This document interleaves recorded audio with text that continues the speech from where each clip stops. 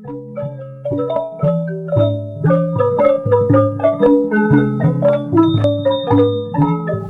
ងប្រវត្តិទីក្រុងឧដុង្គ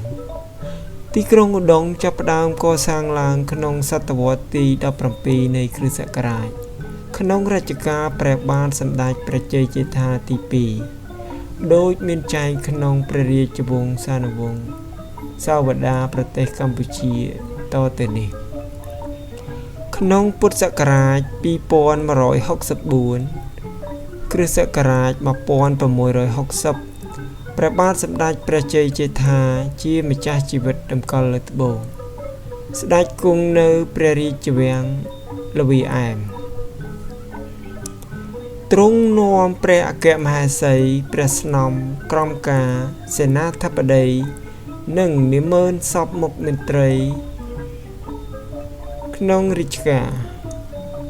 ទាំងពួងចុះព្រះរាជទីន័ងនាវាស្ដេចយាងទៅប្រពៀតនៅតំបន់អូក្រងលាយក្នុងខេត្តសំរោងទងទ្រង់ប្រថាប់នៅព្រះពន្លាជាយូរថ្ងៃរួចស្ដេចយាងទៅក្រសាលនៅតាដុងយាយជ័យទ្រង់ទតឃើញទីទួលមួយនៅតំបន់ស្រះកែវជាទីមានទេសភាពល្អក៏ទ្រង់ចាប់ព្រះរាជហឫទ័យហើយទ្រង់មានព្រះតម្រាស់និងមន្ត្រីខ្ញុំរាជការទាំងពួងមានហោធិបតីជាដើមថាយើងចង់សាងព្រះរាជវាំងគង់នៅទីនេះតើអស់លោកអ្នកទាំងពួងយល់ថាដូចម្ដេចអុកញ៉ាហោរាធិបតីគុណគូពិនិត្យមើលទីដីនោះដោយក្បួនហោរាសាស្ត្រហើយក្រាបទូលថាទីនេះជាទីជ័យភូមិល្អណាស់ត្រូវតាមក្បួនទាយថា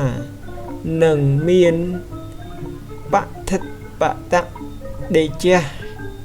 ឈ្នះអស់សត្រូវទាំង8ទិសព្រះរាជាទ្រង់ជ្រាបដូច្នេះទ្រង់ចាត់ឲ្យញ៉ាក្រឡាហោមកែវឲ្យជានាយកចាត់ការកសាងព្រះរាជវាំងនៅតំបន់ស្រះកែវនោះទ្រង់ហត់ហើយស្ដេចត្រឡប់មកព្រះរាជវាំងល្វីអែមវិញលំដាប់ពីនោះអុកញ៉ាក្រឡាហោមកែវក៏បង្គាប់ទៅចៅហ្វាយស្រុកឲ្យកេណ្ឌបណ្ដារាស្ត្រកាប់ដីកាប់ដើមឈើមកធ្វើជាព្រះរាជវាំងតាមព្រះរាជបញ្ជាលុះប្រមូលគ្រឿងសម្ភារៈបានសពគ្រប់ហើយអុកញ៉ាក្រឡាហោមកែវបង្គាប់មេការឲ្យចាប់ផ្ដើមចាត់ការលើកដីធ្វើជាបន្ទាយយាមល្បាតជុំវិញសង់ជាព្រះរាជវាំងព្រះរាជមន្ទីរព្រះរាជដំណាក់តូចដំណាក់ធំនិងចុងព្រះរាជរោងប្រមាណ10ខែទើបរួចស្រេចហើយយកសេចក្តីក្រាបបង្គំទូលសូមទ្រង់ជ្រាបសពគ្រប់ការលុះទ្រង់ជ្រាបហើយព្រះបាទសម្ដេចជ័យជេដ្ឋាជាម្ចាស់ជីវិតតម្កល់លើត្បូងស្ដេចចាកចេញពីព្រះបរមរាជវាំងល្វីអែមទ្រង់ឡើងគង់ព្រះទីន័ងនាវាធ្វើព្រះរាជដំណើរតាមទន្លេសាបមួយអន្លើដោយព្រះរាជអគ្គមហេសីព្រះស្នំក្រមការព្រះរាជាសានុវង្សសេនាធិបតីនិមឺនសពមុខមន្ត្រីខ្ញុំរាជការគ្រប់រាជបរិការដល់កំពង់តាដុងយាយជ័យប្រថាប់នៅទីនោះ3រាត្រីទ្រង់ព្រះរាជបញ្ញត្តិអស់ឲ្យហៅទីនោះថាកំពង់លួងហើយ ទ្រង់ព្រះរាជបញ្ជា